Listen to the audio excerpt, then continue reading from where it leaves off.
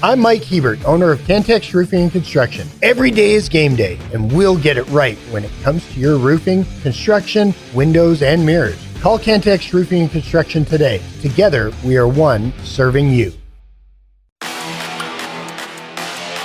Bringing you the truth, or something like the truth. This is the Bottom Line Podcast from 100.7 The Score. Hey, what's happening? Happy Hump Day. Good afternoon and welcome. This is the Bottom Line on 100.7 The Score, 107thescore.com, and the 100.7 The Score mobile app. Brought to you by Happy State Bank. We're watchable on TV, Fox 34 News Now, YouTube, Apple TV, Fire Stick, Roku, 950 on your AM dial. However, wherever you're joining us from, taking us in, we're glad that you've chosen to make us part of your Wednesday afternoon. Alongside the one and only Chris Snead, I'm Chois Woodman. Thomas Dye across the way taking care of us. Y'all can also join the conversation. We'd love you to on the Yates Flooring Center chat line through that 100.7 The Score mobile app. You can take that app anywhere with you, even listening out in Climax, North Carolina. Ayo Sneeder. What's up? I've been to Climax, North Carolina. You have? Yes. It's really him. I had to poke just to see. You want to touch me? I mean, it's been like 2.5 weeks since we've done one of these together, so I'm just making sure you're real. The last time, it's been so long, and I can say this, it has been so long. When the last time we did a show together, he and I were like dog cussing each other on text. Time out. We weren't doing a show together. Oh, that's right. I was on with someone else. On with somebody else, and I was dog cussing you. You were dog cussing me. I said that's the dumbest thing you ever said, and you said I'm just trying to keep up with all the dumb things you said. Those texts were exchanged, and we're good because we're good. It's been a long time. So long that I've gotten over it. How was a long extended stay in Oklahoma City? Besides the final day. Well, that trip, and I guess I went from Oklahoma City to Arlington, to Houston, to Austin, to Rockwall, to Tyler, back to Oklahoma City. I was supposed to go to Arkansas, but the Red Raider softball team made it to the championship series, and so I banged that trip and just stayed there. And yeah. It was fun while it lasted. I saw how many games did I see? I saw 2 wins. And I don't know. Did you go to every game or no? No. I went to Thursday, Saturday, Monday. Thursday, Monday, and Wednesday. So you missed? I missed Saturday, but I was there for OU going down, and it was great because in the midst of all those OU fans, they did not know what to do. Wait, did you get the Thursday win against Texas? I got the. So you didn't get the Wednesday loss. The Wednesday loss. Yeah, Wednesday loss. So we'll blame Snead. No. Oh, okay. I was undefeated until that point. As was every other Tech fan. As was every other Tech fan that attended. True. So I was, but yeah. There's got to be a Tech fan out there that went just for the Wednesday game, and we'll blame them. Yeah. Or that they went Wednesday and Friday. I know some people that went just for Wednesday. Okay. And yeah. No, it was a blast. That was so much fun. There's been a lot that's happened since a lot that's happened, since we've last talked.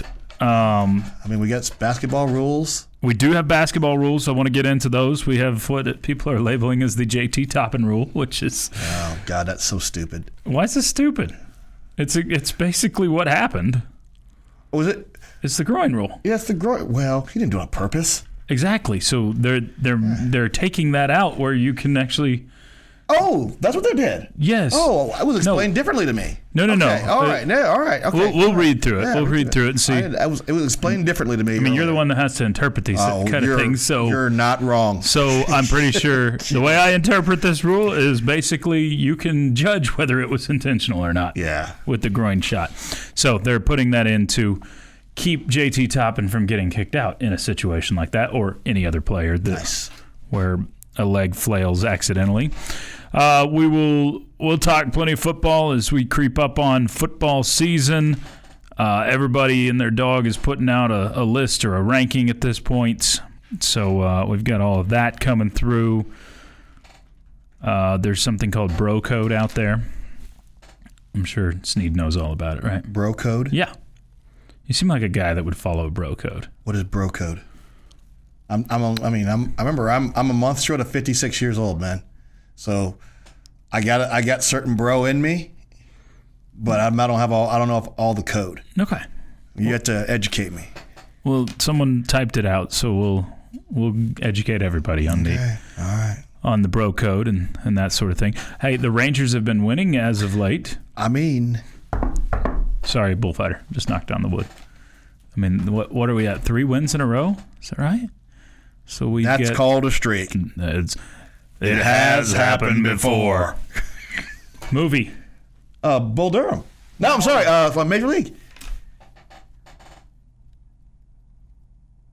Major League. 2. Bam! Man sled. When people quote Major League 2, I gotta get them on it because Major League 2 is still a great baseball movie. That's called a winning streak. It has happened before. With you guys, it's always a knee thing or an arm thing or a psychological thing or a heart attack. Yeah, that was a heart attack thing. Me. It's a great movie. It is a great movie. So we can talk sports movies if you want. Yes. Apparently, we're getting basketball Matrix tomorrow. Not the schedule, but the Matrix. We're going to find out who you play twice and where you play them. Which, I mean, there's already leaks out there. Apparently, we've got... Why are we leaking it? Ask John Rothstein. Apparently, we've got BYU as one of our 2-time teams. Great. I mean, good. I mean, it's fine with me, I guess. I don't really care. You got to play the people. Well, so I guess you're going from... In this new matrices, you're going from, 5 home and homes to 3 home and homes? Going from 20 games to 18, I think. Is that what you're doing? Is that the math? 6 games are going to... No, 3 home and homes? It'll be 6 games?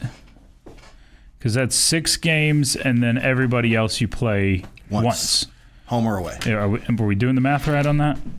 I think that's what it was before. We went from 20 to 16? I think you had games? 3 home and homes the year before, 5 home and homes last year, and then you'll go back to 3 home and homes again. And we're doing this, why? Because we want to make sure that we get more, Acorn states? The home and homes or what? No, just the more we want to, because if we're playing less conference games, that means we're playing more non-conference games. And I think injuries have to do with it. I mean, 2 more injuries games happen in non-conference games too. They do, but 2 more games against tough competition versus potentially lesser competition. Well, of course, we're going to get 2 more games against Alcorn State and South Alabama. Well, I'm sure South Cackalack. In today's world, Snead, where everybody crunches the numbers and does the maths on the analytics, I'm sure it's probably more beneficial to the conference as a whole to rack up more wins for your net ranking, which you can basically put 1.75 more wins on the schedule for everybody instead of beating each other. Okay, but then just hey, maybe let's do this. Instead of us hosting Alcorn State and 2,000 people come to it, why don't we go to Alcorn State? Why not? If things were about the fan, it's not about the fan, and getting the best product. They don't care about the fan. Then let's go to Alcorn State. College athletics would be completely different. What if we go down there and get beat? Where is Alcorn State? That's North Carolina, right? It's in Mississippi, Alabama. I'll take your word for it. One of those 2. It's the bottom line. Headlines next on 100.7 The Score. Getting to the point, but taking the scenic route to get there. This is the Bottom Line Podcast from 100.7 The Score. Thrilled to be part of your hump day. It's the bottom line on 100.7 The Score and 107thescore.com. 100.7 The Score mobile app. Y'all continue to chime in. We actually haven't really touched the chat line yet. If y'all want to do so, there we can read your thoughts just about any time. Choice, that's from the chat line. Choice, do people Are people driving there ever reach the destination? Driving to Climax. There we go. Got it. Climax, North Carolina. I have. You got it. I'm trying to remember. I'm pretty sure You've been. It's Climax. If I'm thinking of the right place, it's down. It's fairly close to where I was born. Pepsi Man says, "Welcome back, Snead. Can we have the Beach Boys song because Brian Wilson died at 82 today?" Really? Oh wow. I didn't even see that news. Did not see that news. The reason you do it lessens the cannibalism within your conference. That's the thing. If there's no benefit, look, as a fan, I love the 20 games. But if there's no benefit for your league because no one else is doing it, it's the same thing as the SEC playing 8 games. Why would the SEC go to 9 games if no one's going to force them to? They get to prop up an extra win a year for almost every program. Question, why don't we do it then? Because we're already under TV contracts that says we have to give so many Big 12 games. And you can't lessen that product or you're going to lose money, and Big 12 can't lose money. This from the Yates Flooring Center chat line. Going to the White Sox-Rangers game Friday night, was hoping Martin would be pitching. I guess he could get bumped back. I think he's... I'm trying to think of a situation where he could get bumped back. I've been to Climax, North Carolina. I have been to Climax. I could... Nope, not going to go there. Martin won't pitch until next Wednesday, not Monday after pitching tomorrow. They aren't on a 4-man rotation. They're off Tuesday. There you go. In fact, I was... That's right. They are a 6-man or a 5-man rotation, aren't they? I went to Climax, North Carolina 3 years ago when I went to Gerald Austin's retirement deal. Yeah. Yeah. Drove through there. Okay, Sneadley. Not approved for you. When do I get to be one of the cool kids to you? You can say Snead, Schned, Sneeder. Schnedley? No. We've got new Only rules. Jamie gets to call me Sneadley. But why? Because he signs my paychecks. I'll sign them. I'll sign them. They're not going to be worth anything when I sign them. He approves my paychecks, so he can call me Sneadley. He can call me whatever he wants. So we've got rule changes. The NCAA Playing Rules Oversight Panel on Tuesday approved changes to enhance the flow of the game in men's basketball for 25-26 season. Yeah. Changes include a coach's challenge at any point in the game to review an out-of-bounds call, basket interference, goaltending, or whether a secondary defender was in the restricted arc. It's one challenge. It's a super challenge of sorts. Okay. Other enhancements to help flow the game focus on points of emphasis for officials 25-26 is to include directives to address delay of game tactics, limit time spent at the monitor, improve game administration efficiency, and reduce physicality. So if the instant replay review challenge is successful, teams will be allowed to have one additional video review challenge for the rest of the game, including overtime. If the first video review challenge is unsuccessful, the team loses the ability to challenge the rest of the game. That seems straightforward and fine with me. Yep. Standard. How do you feel about the did you watch much UFL this year? Did you watch any of that? A little bit, and they've got the super challenge. Super challenge, which you can challenge basically anything. Anything. You can challenge any officiating decision on the field, whether it was called or not. So we have a challenge in college football? We don't, right? Yeah, but basically ask, right? We go way out of our way to keep a coach from challenging. So you got one a game, right? You can challenge. Technically? You can challenge, but it has to be reviewable. And why do we not want to see coaches challenge? Or we don't want them to waste their time out for something because they want to challenge a scoring play. Well, all scoring plays are reviewed. They want to challenge a catch, no catch in the end zone. Well, that's already being reviewed. If when they challenge a line to gain, we're going to challenge. We're going to review every first down, every line to game, every sideline play is getting reviewed and confirmed before we move on. Replay is going to stop that, and so a coach, the number of things that a coach can challenge on. We've limited it to very, very specific things. I would be all for the super challenge coming to college football and hey, you want to challenge that? There was holding on that play. Okay, great. You're open to interpretation by now a replay official. Okay, but yeah, we'll do it. Yeah. I'm all for that. I am all for, and I mean, I got dinged on one earlier this year where they tried to challenge that I didn't call holding. And they said, we think that number 96 got held. And you're right. Well, they were wrong. 96 didn't get held. 90 got held. 96 was standing on the bench next to the coach. But you had to get the number right. And this was in the UFL. That was in the UFL. It was a game, and it was. You've got to be correct on your. If you want to challenge it, you got to. If he had just said, "I think my defensive end got held," he would have been right. Yeah. But he said, "I think number 96, my 96 got held." Nope, number 90 got held. And he held the. I'm for that. If they want to go to that, I would like that across football. I want just the two challenge I want the NFL system in college football. I wish they had the UFL Super Challenge for every league. One time a game, you can challenge whatever you want. Yeah. You can challenge pass interference, holding, offsides, false starts. You can challenge catch, no catch, scoring plays, anything. I'm in. One time. Yep. That's why I was saying that, because I would be down for that happening in college basketball also. Yeah. One super challenge, you can challenge anything. Would be great with that as well. So we've got other rule changes. Officials, here is the JT Toppin rule, as it has been dubbed. Okay. Officials will have the option to call a flagrant 1 foul when a player is contacted to the groin.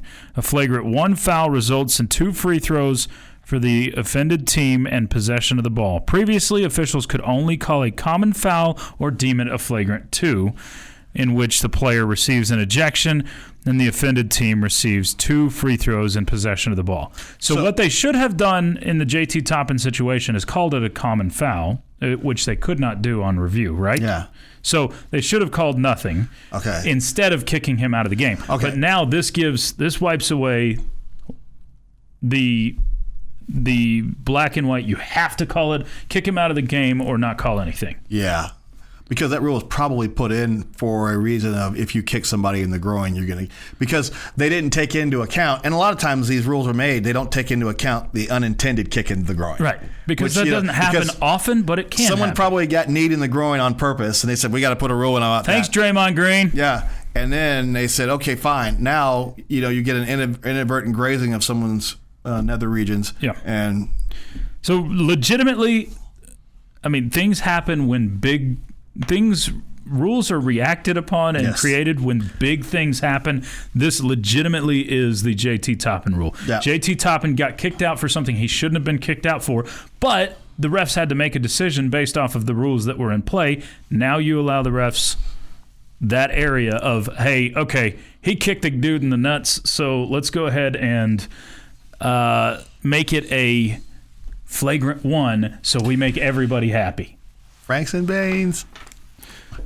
If a player uses here's another one, another rule change, Snead. If a player uses the rim to gain an advantage, it will be basket interference violation. Yeah, I mean, and that's I'm trying to get my hands around the example of that, because usually what happens is you have to see the example of a lot of these. Because I'm trying to think, unless a player's pulling himself up there to. Yeah, I want to see the example. I kind of get. There's a specific something that happened to somebody that caused them to send this to prop. And then here's another one. If one of the shot clocks becomes inoperable, the shot clock at the other basket will remain on. Previously, both clocks would have to be shut off until both were operable. Yeah, it's fine. Yeah, it's fine. Yeah. So all these rule changes seem to make some sense. Obviously, the JT Toppin one, too little, too late, but that's okay. You won the game. You won the game. That's what matters. It's the bottom line. Also coming your way next on 100.7 The Score.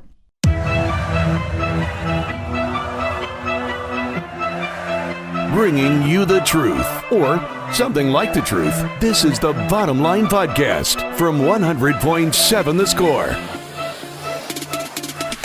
Onward to our numero dos. You're hanging out with the Bottom Line on 100.7 The Score, 107thescore.com, and the 100.7 The Score mobile app, powered by Happy State Bank. or watch them on TV. Fox 34 News now, where you'll see Jamie and myself wearing almost the same thing. That's Jamie. New school, old school. Cool school, not so cool school. We'll let you Loyal decide. Johnny come lately. Bandwagon sticks to his guns. Tech is wearing this stuff now, Jamie. So what you say to Tadlock? Way to go, Tad. You're wearing that Adidas crap again today? Be cool. Be loyal. Tadlock, you're not loyal enough. He doesn't have a choice. Neither do I. You do, though. That's Jamie Lent to my right. I'm Chois Woodman. We got Thomas Dye across the way taking care of us. Higher quality than yours. Probably. Look how much brighter my double T is than his. Look how much fatter mine is. Yeah. Well, that's because you got the triple X. That was uncalled for. Mine is subtle and classy. We said we weren't going to bring weight into this, Jamie. Sorry. Into our battle here. You were the one that was saying it was so much bigger. Yeah. We weren't talking about fatness. I was talking about the girth of my double T here. It doubles the size of yours. Yes. Mine's subtle and classy. Yours is loud and obnoxious. The double T can't be obnoxious, Jamie. It's only cool. Y'all, I don't know that guy that was yelling, Raiders! No, he's a legend. That was obnoxious. I paid for my seat. I can do what I want. Sadly, that is the way a lot of people think, but he was pretty drunk. Y'all chime into whatever you want on the Yates Flooring Center chat line. Take that anywhere with you via the 100.7 The Score mobile app. You can listen in even out in Paradise, Michigan. Covered some territory in the first hour, Jamie. So I expect you to bring the heat here in the second hour. Did you see that the Texas Tech softball team was part of a new record? Well, lots of new records. Okay. They've been part of a lot of Texas Tech records this year, obviously. But a new national record, and that was viewership in the Women's College World Series final. I was guessing that's what you were going to say when you mentioned that. Yep. And I think that just as a whole, college softball is growing. Women's sports in general. I mean, when you look at what's happened with the women's college basketball postseason, I think the interest there is growing.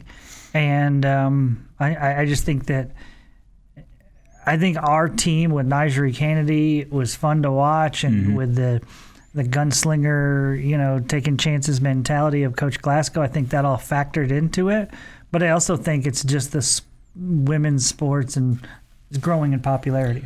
2.4 million viewers in the Women's College World Series final, which is a record. That supersedes a lot of college football games on a Saturday, which is not all, but a whole lot. But that would probably equal the fourth or fifth most watched college football game on a Saturday, which is a big deal for a women's softball game to get up in that. Sure it is. I mean, conversation. You understand there's 20 games on for you to choose. Sure, but to even be in that conversation and is all that good stuff. Way ahead of where softball has been in the past. Absolutely, no doubt. And I think that Nigeri Kennedy and Texas Tech deserve some credit for it. I would love to see the breakdown on those numbers, to see who are average softball fans out there watching versus Texas fans versus Texas Tech fans.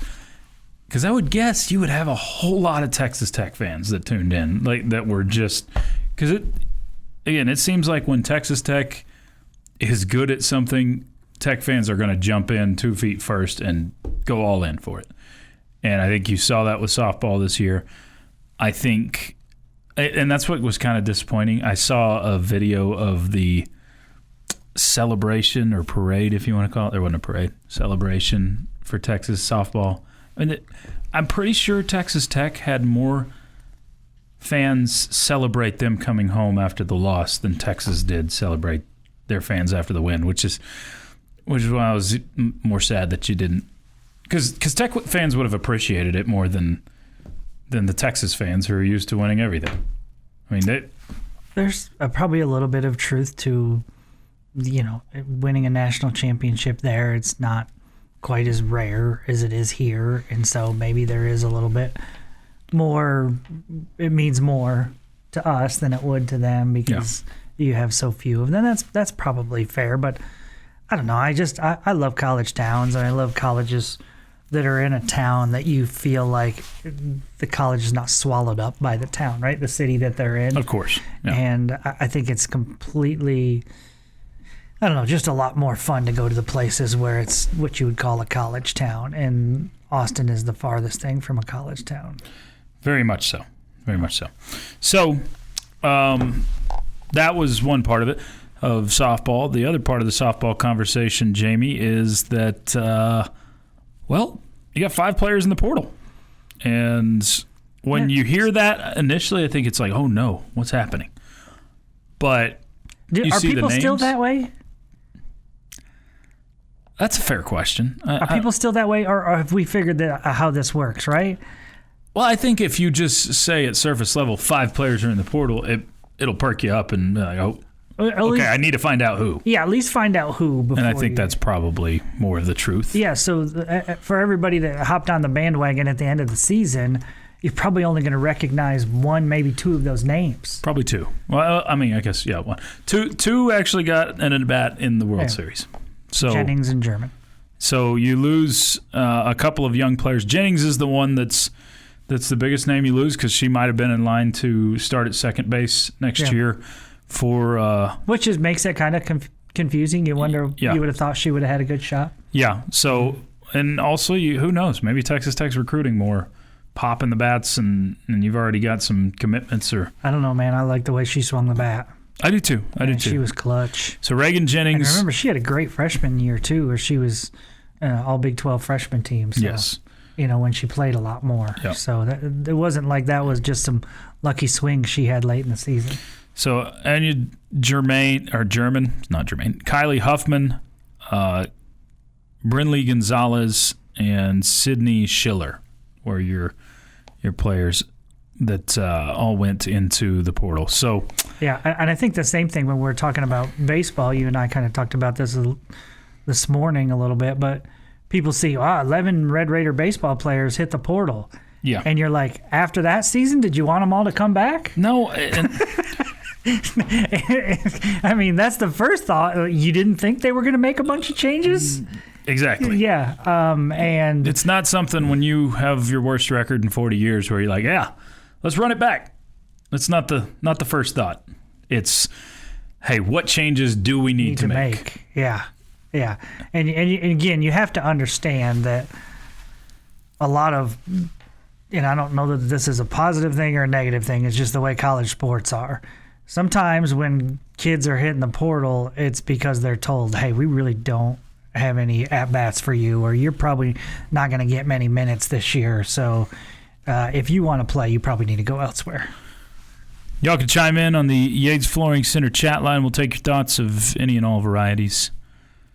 It is the bottom line on 100.7 The Score. Bringing you the truth, or something like the truth. This is the Bottom Line Podcast from 100.7 The Score. Appreciate you making us part of your Wednesday. This is the Bottom Line on 100.7 The Score and 107thescore.com. 100.7 The Score mobile app. Powered by Happy State Bank. Choice, Jamie, and Thomas with you today. Y'all continue to chime in. Yates Flooring Center chat line, yours, through the 100.7 The Score mobile app.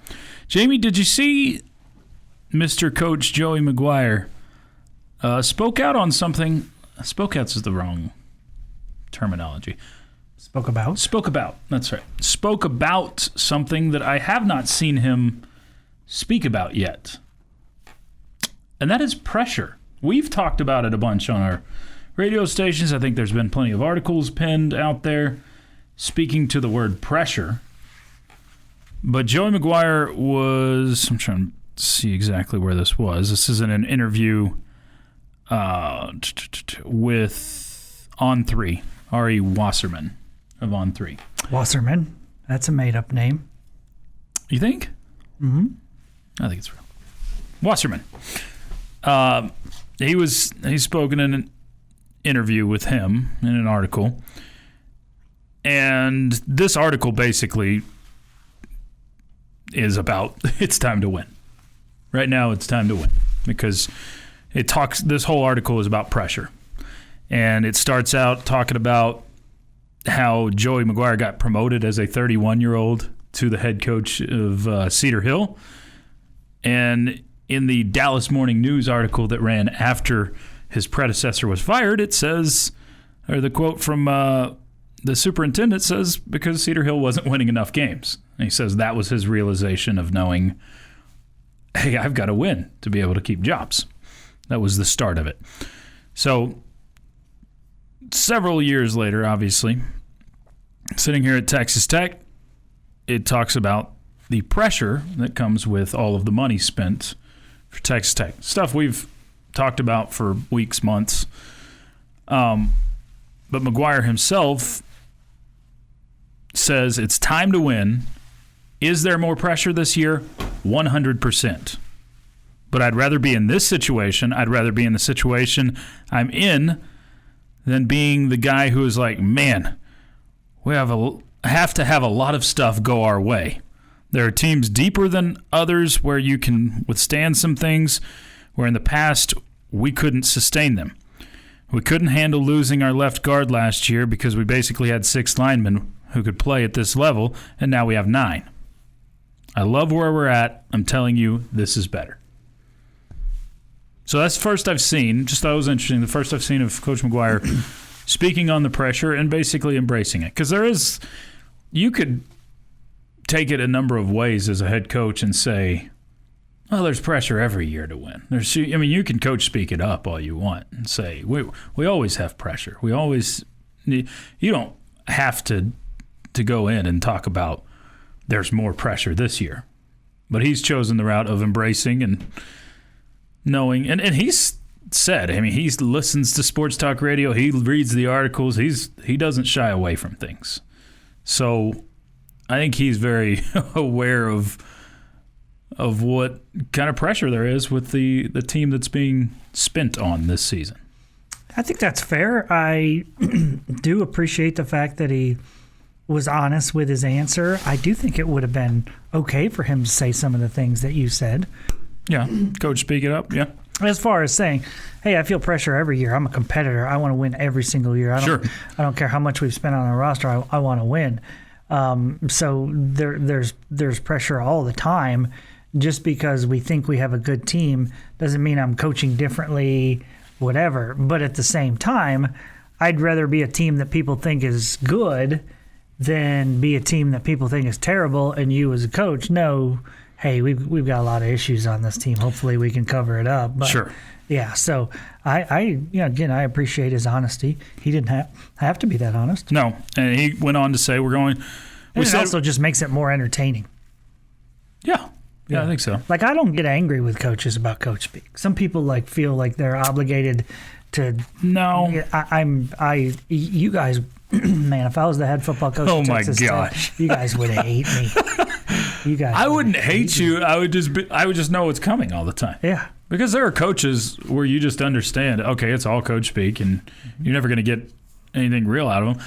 I personally. If that's how a coach wants to operate, so be it. Cliff Kingsbury, I loved Cliff Kingsbury, but he was the coach-speakiest coach that you'd ever hear.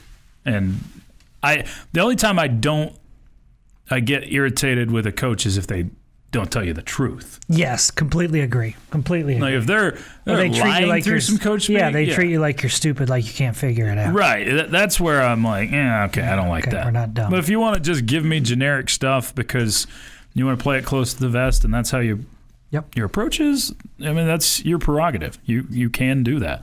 But I also do like Joey McGuire's style, where he has done this at times, and he's been criticized for being too out there and open and talking about how his excitement for a team and those sorts of things. And if he pretended there wasn't any pressure, I think the Tech fan base would be like, wait a minute here. Yeah, there is pressure. There is pressure. So he goes on to say, we said we were going to take X number of DBs, then we took 5 or 6. People at a high level keep saying yes. I'm so fired up, but of course there's pressure. People say different things to me, and everything they say to me I've said to myself 10 times before they even thought of it. I don't see the pressure thing as a bad thing, whereas some people would. Whatever happens, at least you know you have a roster where you can say you have the bullets in the gun to go friggin' fight our tails off and see what happens. It's all on me and us coaches to get things to come together. I'd rather have it this way than hoping we're good enough to get to a bowl. Yep. Yeah, I like the mentality, like the thoughts there. Like that he used the word friggin'. He did go friggin'. But, I think – so anybody that doesn't think – I don't know if there's anybody out there that didn't think he knows the amount of pressure there is. I think he puts that pressure on himself. And I think you want a coach that does put that pressure on themselves. Not to the point where it makes you do things you wouldn't normally do or anything like that. But it's going to be a very interesting season. This is one of the weirdest times of college athletics because we've never seen it before at this level where a team like a Texas Tech can try to elevate themselves this much in one offseason because what you can spend. Never seen it like this. We've seen other teams at the higher level, the Blue Bloods. Are we only referring to college football here? We're going college football right now. Yeah. Because I think football is a different animal. Mm-hmm. Basketball's, you've always been able to do that in basketball, somewhat. Yeah. Basketball, it's 5 players. 5 to, we can call it 7, 8 players, but you can find 5 impactful players that really turn around. Football, you have to basically do what Texas Tech has done and go attack almost every position to get better at almost every position and pad depth because you've got 22 guys out there, or, hoping that your kicker factors in. So 24 guys out there, 23, 24. And football is just a different animal because basketball is such a small thing. Baseball, I mean, heck, you need a stable of pitchers because so many people get hurt nowadays. Basketball is the easiest to turn it around in, maybe sans softball that we've learned if you've got one amazing pitcher. Yeah. Y'all hit us up if you'd like to on the Yates Flooring Center chat line. Coach Jamer speak his greatness. That's from Shelley. You have it down. I mean, it's amazing. She was certainly clutch as a pinch hitter. That was Reagan Jennings, right? Yeah, she was terrific. Yeah, that's the one that you're kind of like, man, would have liked to have seen her back. Heck, if you would have this exact same roster, and I know you can't have the exact one because you're losing a couple of seniors that played, but if you had the exact same roster, Jamie, you got to feel like you can go right back next year and have a good chance to win it all with the same roster. And I know Elder was a great leader on that team, and Langoliers was solid, but it doesn't feel like irreplaceable players. No, I think you will add a couple, and you've already added one big bat to the lineup, so softball is going to have an opportunity to be right back where they were next season, if you can stay healthy. That's always an if. It's the bottom line. Coming up next on 100.7 The Score. Getting to the point, but taking the scenic route to get there. This is the Bottom Line Podcast from 100.7 The Score.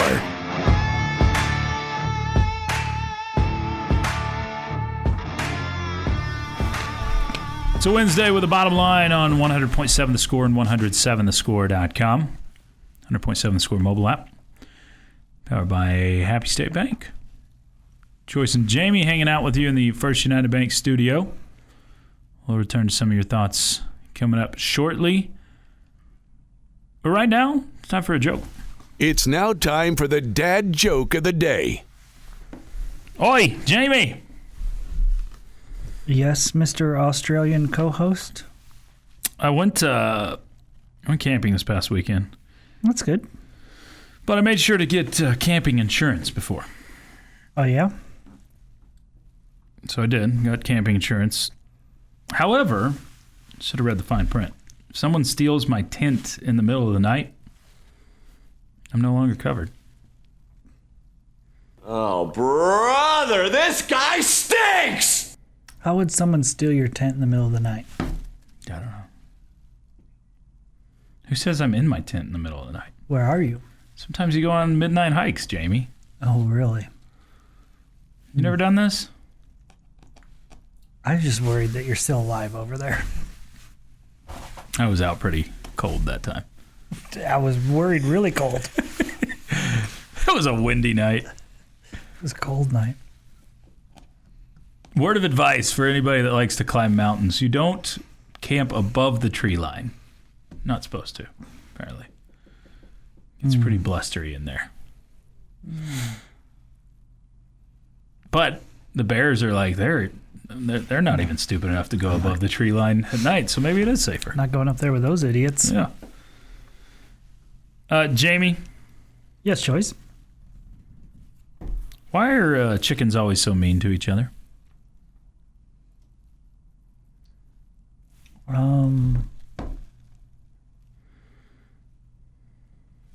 Because one's on the other side of the road and they can talk trash from across the street. It's a good guess, but not what we're looking for. It's actually because they use such foul language. Wasn't that bad? You can say that out loud, too. I'm embarrassed for you.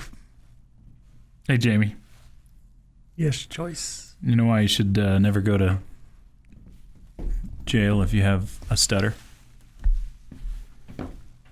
Because you should never go to jail. So you won't finish your sentence. Not too bad. I think that's all you get today. I won't. You right over there? I'm great. Okay. Pepsi Man has one. They're usually better than yours. Went to the opticians. Don't be hurtful. She told me that I was colorblind. Well, I must say, that came right out of the purple.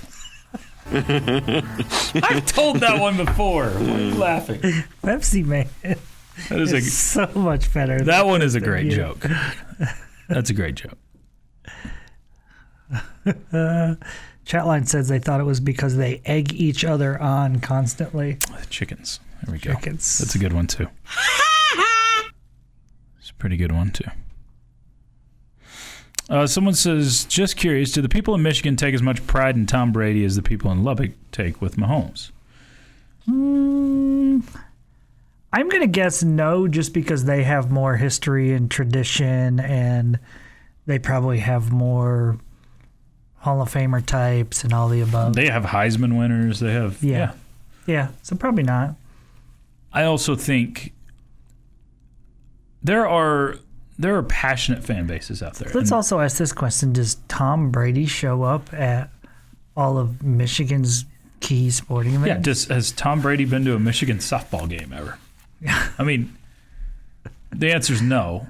I think I talked about this last week, Jamie, but you truly have such a unique situation with the number one athlete in America that truly loves where he came from.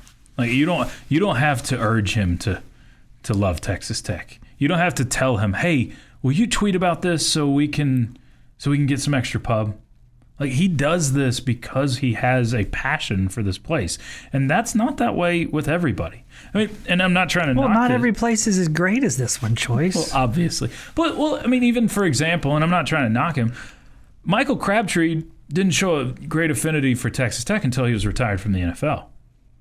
Mm-hmm. I mean, he was just kind of focused on his career. Afterwards, since then, Yeah, he's shown more that's just the and showed up to personality things. of Patrick, I think. I think you're right. Yeah. And he goes all in. If you had ever spoken with Patrick Mahomes when he was here, or if you spoke to him about it now, you would see he's also extremely passionate about all athletes in East Texas. Yeah. Not just the football ones. Yeah. He's extremely loyal and, all in on, as he calls it, Beast Texas. Okay. And so that's just kind of who he is as a person. Yes. If he's in, he is all in. But for Texas Tech to have not only Patrick Mahomes that went here, but Patrick Mahomes that loves it here and promotes it as well as anybody of his stature could, it's you can't put a price on it. It's priceless. Yeah. To have that sort of thing coming out. So that's why I think you have Tech fans that embrace Mahomes that much, because he truly is a guy that appreciates his roots. Yeah, I mean, what's not to like, right? Except for the fan base that he plays for now. Maybe his brother. The Chiefs fans aren't insufferable. Normal. Okay, normal is probably better. Likeable. What you were speaking badly about 80% of Lubbock women, Jamie. They are Chiefs fans For life, right? ever since 20. Yeah. What year did he get drafted? 17? 17. Yeah. All the Lubbock women. Including the two that work for us. Hey-o. Just keep throwing the zingers. I'm okay with it. I'm not going to hurt my feelings. All right. Viva 73 also has a joke. What do you call a cow that just had a kiss? I don't think... Hold on. I'm not sure this is... Never mind. Sometimes he speaks... Well, he speaks to text. I'm not sure that that's supposed to be the the right word. So, I don't get it, so I'm not going to read it. It's good. I don't get it either. Okay. I know. Clarify, Viva 73, help us out. He does do the talk to text thing, so maybe he didn't get it right. They probably translated it incorrectly. Probably. Did you see we've got some new records in the College World Series? New records-ish. 2003, the last time we had 7 different conferences represented in the Men's College World Series. Okay, that's fun. We got 7 different conferences, all in on this. And for the first time, Jamie, since 1957, none of the 8 teams that were in last year's College World Series are in this World Series. None. It's the first time since 57 that we don't have a repeat. That's awesome. I love it. Yeah. Well, I mean, if Tech's not going to be there, then I love it. But I think I am more inclined to watch this year because it's not 5 SEC teams in there. And it's not I do have SEC bias and I don't hide that. But I just feel like it does get... No, I don't. But I do feel like it gets monotonous and redundant when we just have those same teams in over and over. We got Viva 73 on the line. Okay. What's the joke? What do you call a cow that just had a calf? Calf. Okay. What is it? Decaffeinated. Decaffeinated. Okay. Yeah, the text didn't put that out very well. It threw it off. Hey, I like that. That's a good one. That made way more sense. Appreciate it, Viva. We're heading to a break, so we will continue Thanks for on. calling and letting us know. Thank you very much. That was Thank Viva you. 73 on the Visual Edge IT hotline. You're welcome to call in as well. But we'll get to more Tech football conversation. Coming your way in hour number 3. It's the Bottom Line on 100.7 The Score. This has been the Bottom Line Podcast from 100.7 The Score. Go to 100-7thescore.com for more from the Double T Sports Network.